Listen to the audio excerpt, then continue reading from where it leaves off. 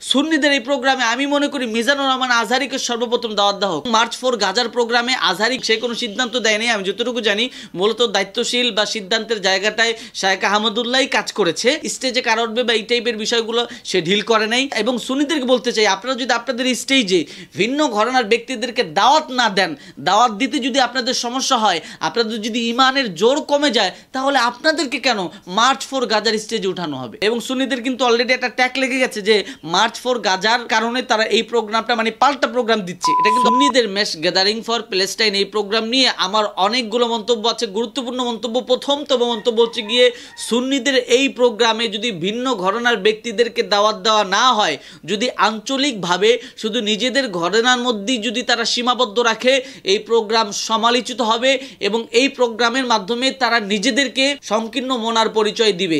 যেমনভাবে মার্চ 4 গাজা প্রোগ্রামে হাজার হাজার সুন্নি জনতা গিয়েছিল অন্য ভিন্ন ঘরানার মানুষদের সাথে, সেখানে তারা উদারতা দেখাইছে। মার্চ 4 গাজা এই প্রোগ্রামটার মূলত আয়োজক কিন্তু ছিল শায়েখ আহমদুল্লাহ, রেজাউল করিম আবরার বা এই টাইপের অনেকেই, মিজানুর রহমান আজহারীও এটার সাথে যুক্ত ছিল।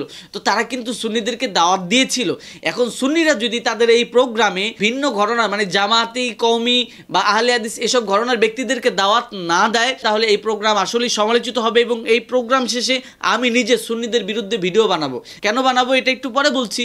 এখন সুন্নি ভাইদের মধ্যে অনেকেই বলতে পারে মার্চ 4 গাজার মধ্যে সুন্নিদেরকে তো স্টেজে উঠানো হয়নি, তাহলে আমরা তাদেরকে কেন দাওয়াত দিব? দেখেন, এই প্রোগ্রামের যারা আয়োজক ছিল তাদের একটা ভুল সিদ্ধান্ত ছিল। সুন্নিদের যে কোনো একজনকে স্টেজে উঠানো উচিত ছিল, যেহেতু তারা স্টেজে উঠায়নি, এটা নিয়ে সমালোচনা হয়েছে, আমি নিজে তাদের সমালোচনা করেছি, এটা তাদের ভুল ছিল। তবে সবাই তো আর খারাপ না। আপনারা এই প্রোগ্রামের মধ্যে শেখুল হাদিস মামুনুল হক সাহেবকে দাওয়াত দেন, আপনারা হেফাজত ইসলামের লোকদেরকে দাওয়াত দেন, চরমনায় নায়েবে আমির ফজল করিমকে দাওয়াত দেন, এইসব ব্যক্তিরা ভালো। এরকম অসংখ্য হাজারো আলেম ওলামা আছে, জামাতের অসংখ্য ভালো ব্যক্তিরা আছে, তাদেরকে আপনাদের প্রোগ্রামে দাওয়াত দেন। সুন্নিদের এই প্রোগ্রামে আমি মনে করি মিজানুর রহমান আজহারীকে সর্বপ্রথম দাওয়াত দেওয়া হোক। এই কারণে যে মিজানুর রহমান আজহারী ভিন্ন ঘরানার মানুষ এবং মার্চ 4 গাজার প্রোগ্রামে আজহারী কিন্তু দায়িত্বশীল ছিল না এবং সে কোনো সিদ্ধান্ত দেয়নি। আমি যতটুকু জানি মূলত দায়িত্বশীল বা সিদ্ধান্তের জায়গাটায় শায়েখ আহমদুল্লাহই কাজ করেছে এবং রেজাউল করিম আবরার সহ আরও কয়েকজন কাজ করেছে। তবে মিজানুর রহমান আজহারী স্টেজে কার উঠবে বা এই টাইপের বিষয়গুলো সে ঢিল করে নাই। সুতরাং আমি মনে করি মিজানুর রহমান আজহারীকে এই প্রোগ্রামে দাওয়াত দেওয়া হোক। এবং সুন্নিদেরকে বলতে চাই, আপনারা যদি আপনাদের স্টেজে ভিন্ন ঘরানার ব্যক্তিদেরকে দাওয়াত না দেন, দাওয়াত দিতে যদি আপনাদের সমস্যা হয়, আপনাদের যদি ইমানের জোর কমে যায়, তাহলে আপনাদেরকে কেন মার্চ 4 গাজার স্টেজে উঠানো হবে? এটা কিন্তু যৌক্তিক প্রশ্ন। এবং আমি যে জিনিসটা এতদিন পর্যন্ত সুন্নিদের বিষয়ে সমালোচনা করে আসছি, সেটা হচ্ছে গিয়ে সংকীর্ণ মন মানসিকতা। সুন্নিদের এই প্রোগ্রাম যদি সফল করতে হয়, অবশ্যই ভিন্ন ঘরানার মানুষদেরকে দাওয়াত দিতে হবে, হেফাজত ইসলামের মানুষদেরকে দাওয়াত দিতে হবে, জামাত ইসলামের ব্যক্তিদের দাওয়াত দিতে হবে, দরকার হলে আহলে হাদিসের ব্যক্তিদেরকেও দাওয়াত দিতে হবে। কারণ এই প্রোগ্রাম আকীদা কেন্দ্রিক কোনো প্রোগ্রাম নয়। সুতরাং মার্চ 4 গাজার মধ্যে সুন্নিদের হাজারো জনতা যেভাবে বিনা স্বার্থে কোনো ক্রেডিট ছাড়া সেখানে যুক্ত হয়েছে, উপস্থিত হয়েছিল, তেমনইভাবে সুন্নিরা নিজেদের দায়িত্বে সকল ঘরানার ব্যক্তিদেরকে দাওয়াত দিবে।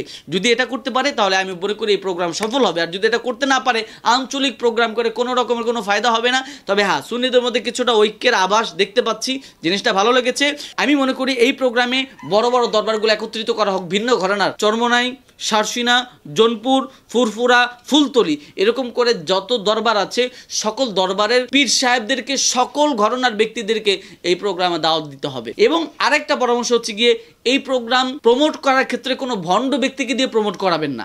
এই কারণে বললাম, যাদেরকে নিয়ে অনেক সমালোচনা, গালিবাজ, বিভিন্ন রকমের মানে অনলাইনের মধ্যে যারা নিজেদেরকে কলঙ্কিত করেছে, যাদেরকে মানুষ নাম শুনলেই ভণ্ড বলে, এমন ব্যক্তিদেরকে দিয়ে ম্যাস গ্যাদারিং ফর প্যালেস্টাইন এই প্রোগ্রামের প্রমোট করাবেন না। দয়া করে এমন ব্যক্তিদেরকে দিয়ে প্রমোট করাবেন যারা স্বচ্ছ, যাদের ইলম কালাম আছে, যাদের কিছু নাম ডাক আছে, এদেরকে দিয়েই এই প্রোগ্রামটা প্রমোট করাবেন। আমি এটা আপনাদের কাছে অনুরোধ জানাবো। এবং এই প্রোগ্রামের স্টেজে সুন্নিদের ফটকা টাইপের বক্তাদেরকে আপনারা উঠাবেন না। স্টেজে আপনারা ভালো ভালো ইলমি এবং যোগ্যতা সম্পূর্ণ বক্তাদেরকে উঠাবেন, যাদের মন মানসিকতা ভালো এমন ব্যক্তিদেরকে উঠাবেন। হ্যাঁ, যাদেরকে নিয়ে সমালোচনা আছে এমন ব্যক্তিদেরকে যে আপনারা তাদেরকে নেবেন না এরকম নয়, কিন্তু তাদেরকে আপনারা পিছনে রাখবেন। প্রথম সারিতে যাদেরকে রাখবেন, অবশ্যই প্রত্যেকটা ব্যক্তি স্বচ্ছ হতে হবে, যোগ্যতা সম্পূর্ণ ব্যক্তি হতে হবে। এবং এই প্রোগ্রামটা করার ক্ষেত্রে অনেকগুলো বিষয় আপনাদেরকে লক্ষ্য রাখতে হবে, যে কোনোভাবেই কোনো সমালোচনা যেন তৈরি না হয়। এই প্রোগ্রামের মধ্যে কোনো বক্তা যেন ওয়াহাবি সুন্নি নিয়ে কোনো বক্তব্য না দেয়।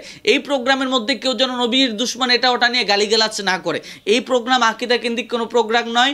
এই প্রোগ্রাম হচ্ছে গিয়ে ফিলিস্তিনের মাজলুমদের পক্ষের এই প্রোগ্রাম। সুতরাং এই প্রোগ্রামে সবাই কথা বলার অধিকার রাখে। এই প্রোগ্রামে সবাইকে দাওয়াত দিবেন, যারা বক্তব্য দিবে এর বক্তব্যের মধ্যেও উদারতা থাকতে হবে।